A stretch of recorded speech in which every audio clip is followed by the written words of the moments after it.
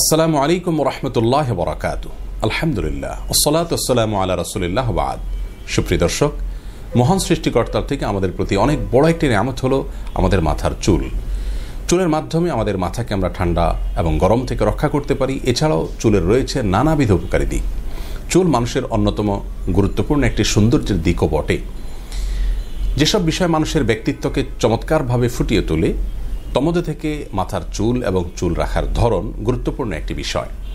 আর এই জন্য চুল রাখার ক্ষেত্রে প্রিয় নবী সাল্লাল্লাহু আলাইহি সাল্লামের রয়েছে সুস্পষ্ট সুন্নাহ এবং আদর্শ। একজন মুসলিম যিনি আল্লাহ এবং তার রাসূল সাল্লাল্লাহু আলাইহি সাল্লামের প্রতি ঈমান রাখেন, তিনি অন্য সমস্ত কাজের মতো তার চুল রাখার ক্ষেত্রেও প্রিয় নবী সাল্লাল্লাহু আলাইহি সাল্লামের সুন্নাহ এবং নির্দেশনাকে গুরুত্বের সাথে ফলো করবেন। প্রিয় নবী সাল্লাল্লাহু আলাইহি সাল্লাম চুল রাখার ক্ষেত্রে 3 ধরনের চুল রাখার নির্দেশনা দিয়েছেন এবং সেটি সুন্নাহ।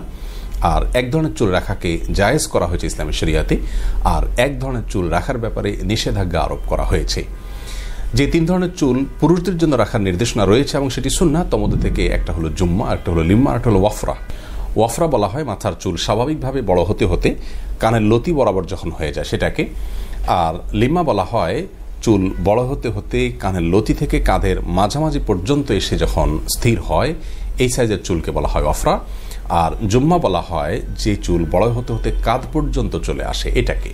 এই 3 ধরনের চুল রাখা হলো নবী আলাইহিস সালামের সুন্নাহ এবং এই 3 ধরনের চুল রাখার বিষয়টি সুনান আবু দাউদে বর্ণিত হয়েছে। আর এছাড়া পুরো মাথার চুল যদি কেউ ছোট করে রাখতে চান, তাহলে সমান করে পুরো মাথার চুলকে ছোট করে রাখাও জায়েজ রয়েছে। যে প্রকার চুল রাখার ব্যাপারে স্পষ্ট নিষেধাজ্ঞা রয়েছে, বুখারী ও মুসলিম একযোগে বর্ণনা করেছে। রাসূল আকরাম সাল্লাল্লাহু আলাইহি সাল্লাম থেকে হাদিসটি আব্দুল্লাহ ইবনে ওমর রাদিয়াল্লাহু বর্ণনা করেছেন যে তিনি কাযা করতে নিষেধ করেছেন। কাযা বলা হয় মাথার কোনো এক অংশে চুল চেঁচে ফেলা, আবার অপর অংশে রাখা, কোনো এক অংশে খুব বড় করে রাখা, অপর অংশে একদম চেঁচে ফেলা। এ ধরনের উদ্ভট কিসিমের চুল রাখার ব্যাপারে নবী আলাইহিস সালাম সেই 1450 বছর আগে নিষেধ করেছেন। এছাড়াও আবু দাউদে বর্ণিত হাদিসে নবী করিম সাল্লাল্লাহু আলাইহি ওয়াসাল্লাম ইরশাদ করেছেন, মান তাশাব্বাহা বিকওমিন ফাহুয়া মিনহুম। যার অর্থ হলো যে ব্যক্তি কোনো শ্রেণীর মানুষের সাদৃশ্য গ্রহণ করবে, তাদের অনুকরণ করবে, সে তাদের দলভুক্ত হবে, তাদের অন্তর্ভুক্ত বলে বিবেচিত হবে। অতএব অন্যান্য কাজের মতো চুল রাখার ক্ষেত্রেও যদি কেউ বখাটে, উচ্ছৃঙ্খল, উদ্ভট, আল্লাহর প্রতি ঈমান নেই, কুফফার, ফাসিক, এ সমস্ত মানুষের যে হেয়ার কাটিং সেটার যদি অনুকরণ করে, সেই স্টাইল যদি অনুকরণ করে এবং তাদের মতো করে চুল রাখে, উদ্ভ্রান্তদের মতো করে নিজেকে সাজাবার চেষ্টা করে, তাহলে সেক্ষেত্রে সে তাদের দলভুক্ত হবে এবং এটা অত্যন্ত ভয়াবহ একটি বিষয়।